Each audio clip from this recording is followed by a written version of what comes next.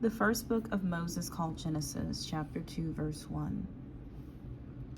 Thus the heavens and the earth and all the hosts of them were finished. And on the seventh day God ended his work which he had done, and he rested on the seventh day from all his work which he had done. Then God blessed the seventh day and sanctified it, because in it he rested from all his work which God had created and made. Verse 4. This is the history of the heavens and the earth when they were created, in the day that the Lord God made the earth and the heavens, before any plant of the field was in the earth, and before any herb of the field had grown. For the Lord God had not caused it to rain on the earth, and there was no man to till the ground. But a mist went up from the earth and watered the whole face of the ground. Verse 7.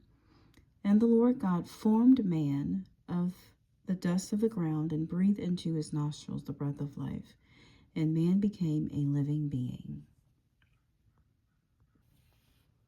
Genesis chapter 2, verse 8, Life in God's Garden.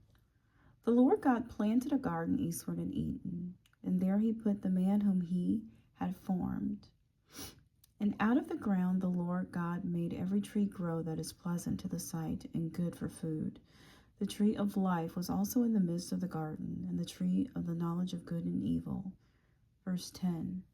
Now a river went out of Eden to water the garden, and from there it parted and became 4 riverheads. The name of the first is Pishon.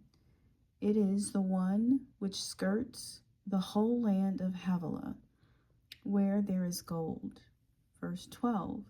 And the gold of that land is good. Bdellium and the onyx stone are there. The name of the second river is Gihon. It is the one which goes around the whole land of Cush. The name of the third river is Hiddekel. It is the one which goes toward the east of Assyria. The fourth river is the Euphrates. Verse 15. Then the Lord God took the man and put him in the garden of Eden to tend and keep it.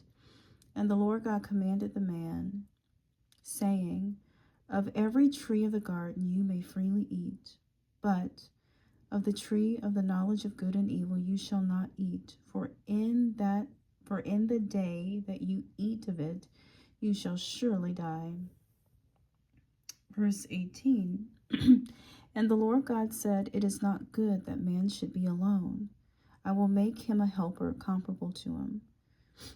Out of the ground the Lord God formed every beast of the field and every bird of the air, and brought them to Adam to see what he would call them. And whatever Adam called each living creature, that was its name. So Adam gave names to all cattle, to the birds of the air, and to every beast of the field. But for Adam there was not found a helper comparable to him.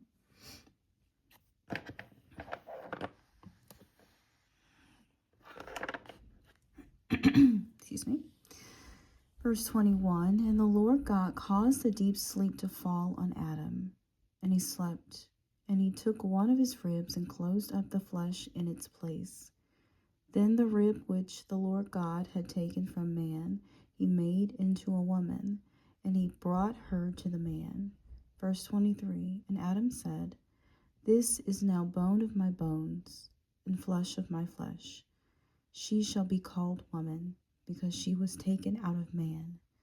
Verse 24, Therefore a man shall leave his father and mother, and be joined to his wife, and they shall become one flesh. Verse 25, And they were both naked, the man and his wife, and were not ashamed.